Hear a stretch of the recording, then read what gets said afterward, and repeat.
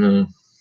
MPNPT, the High Roller win in July 2019. You went down to London. You won it for 21,000. That's a trophy. Yeah. The MPNPTs, obviously, there's a lot more online players playing the live tournaments. Did that suit you? I mean, it's interesting because London and high rollers usually is not good. Like high rollers in London are really bad sometimes, but this one was great. I think with it being 1K buy-in rather than a 2K buy-in, I think that helps as well. And it was at Aspers rather than being at Central London and stuff. There's loads of different factors, and some people might not have been back from Vegas yet. I'd actually just got back. I'd flown to London and I was playing it. But yeah, it was. That tournament went amazingly for me, and the guy who I was playing heads up with, he actually had about a 5 or 6 to 1 lead at the start of heads up, and he'd had all the chips on the final, and he'd just been putting. He's a really good player. He's called Zagazor, a Portuguese guy, and I think he won the Millions in the Caribbean for like $1.5 million. So he was just putting me under it on the final, and I was really made up to get heads up, and he had a 5 to 1 lead on me, but yeah, I managed to turn it on its head and got a trophy for the first time in a while. And did you also get a bottle of vodka? Yeah, got a few bottles of vodka actually. What was the reason for? Did you actually get a bottle of vodka for winning it? No, I think I got. Or was that the celebrations? No, they couldn't give that vodka away. It seemed at the time they were giving me tickets, and you were scratching them. It was saying you won 2 vodka, and then they were giving me 2 vodkas. I ended up just palming it off on a load of different people, to be honest. Straight after London, we got the Goliath in 2019. 9,300 runners. Yeah. We finished 109th, and it's not about the money. It was just the £890, but it's the buzz of the Goliath. You played all around the world, but what does it feel? What does it for you as a professional poker player and have played in every country you can think of? Well, what's it like playing the Goliath? Two very interesting things about the Goliath. Like the Goliath's amazing. It is actually amazing to see. And I think for a lot of my friends and people that I've met through the years who have a lot of other things going on in their lives, and they're very busy with work and stuff, and that they will always make time for the Goliath, and they're really passionate about it. So if they've got a bit of a hectic schedule, and they play slightly lower stakes and they can't afford all these hotels for the biggest one, Goliath is one that is in everybody's calendar, and the excitement that it brings and the buzz of the place is brilliant. But it's interesting that in all of the time that all of the years and years that I've been playing poker, at the Goliath last year, I noticed that people were starting to get a little bit scared of me. Like it was weird because I was number 1 in the National League at the time, and people were probably aware of that.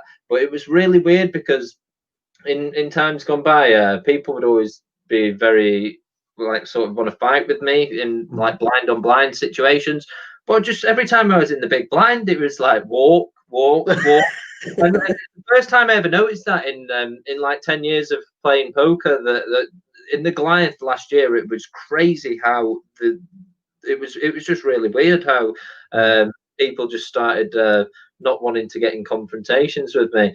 And then yeah, as you say, out of 10,000 runners, when there was about 80 left or something, I'd been sort of keeping track of him through the week, but David Haye, I got moved to his table anyway. Like a lot of people would have been like, yeah, David, how you doing, mate? But when I sat down, he was like, oh, hello, Richard, I've heard a lot about you.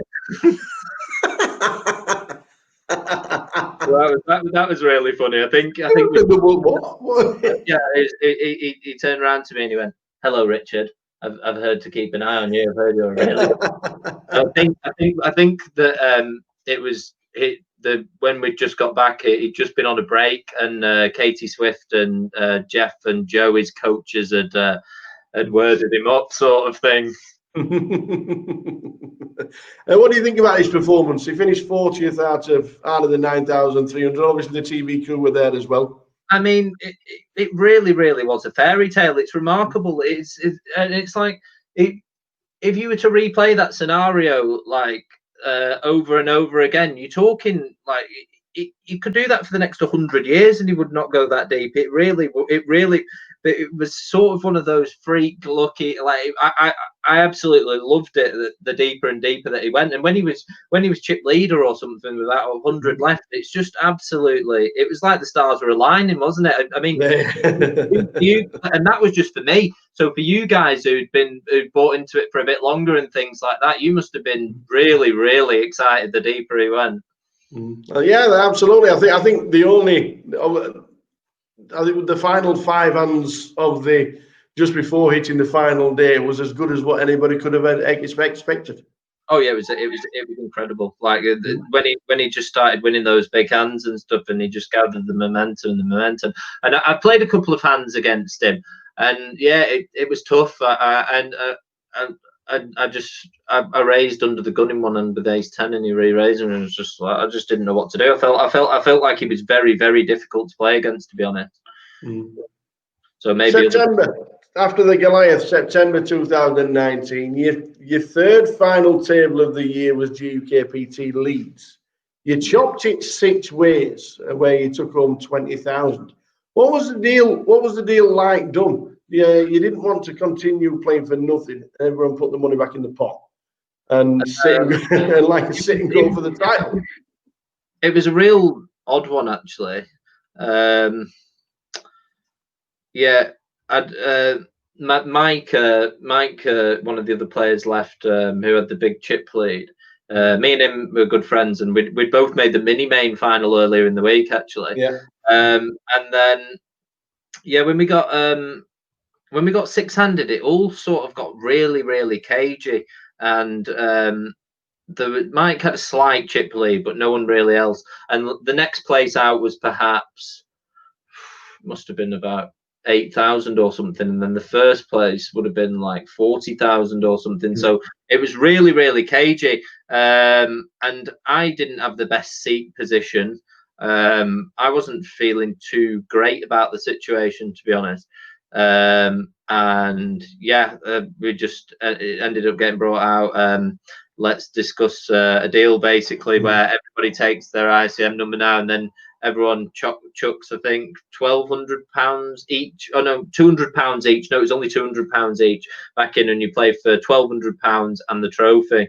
So yeah, I think everyone was pretty happy with the deal. It was one of those situations where next out was pretty bad, considering how even everyone was to being first.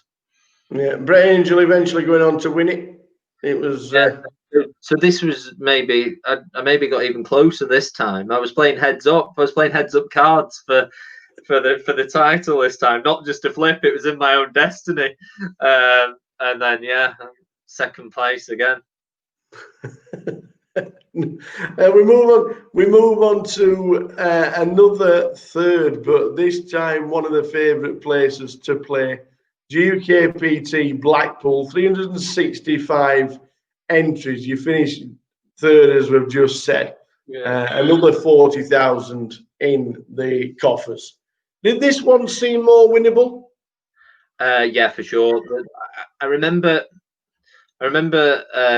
standing up and looking around the room towards the end of day 2, and I thought, yeah, I really want this one. I think this is winnable. And then, yeah, I think me and Terry Jordan and somebody else bagged 1 million ish chips at the end of the day. So, like, coming back for day 3, I was really, really confident. I had a good table draw start of day 3 as well. But what it was actually the Remembrance Day,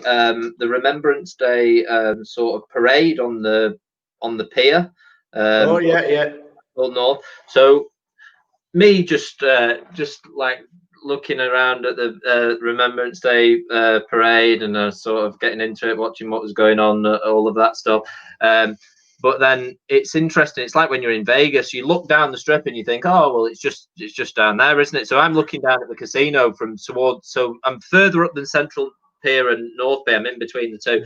I'm looking down and thinking, well, yeah, that's just a 10-minute walk, isn't it? So it gets to about 10 to 12, and then I set off walking, and I'm just thinking to myself, whoa, I'm not really getting very close there. And I had a big case on me as well, so it was horrible. I ended up running about 2 miles with this huge case on me, and I wasn't very fit at the time either. And if you ever watch the footage on YouTube, when I walk in about 8 minutes late, I'm panting and I'm all red and I'm ripping all my hoodies off. Oh, it was not good. But then yeah, had a good start to the day. I think that when we went onto the final table, I had a really good player on my left who had also had chips, Matt Eardley, and that really hampered my chances of winning that tournament. I thought I navigated the final table pretty well, but him just having a position on me was very, very difficult because he was just able to put a lot of ICM leverage on me, and yeah, that was always going to be a tough one to win. But yeah, I was happy. Always remember you coming into the casino. You just look like you've done a week out with Bear Grylls. Oh, honestly, it was bad. It's yeah, but it's my own fault. I won't do that again.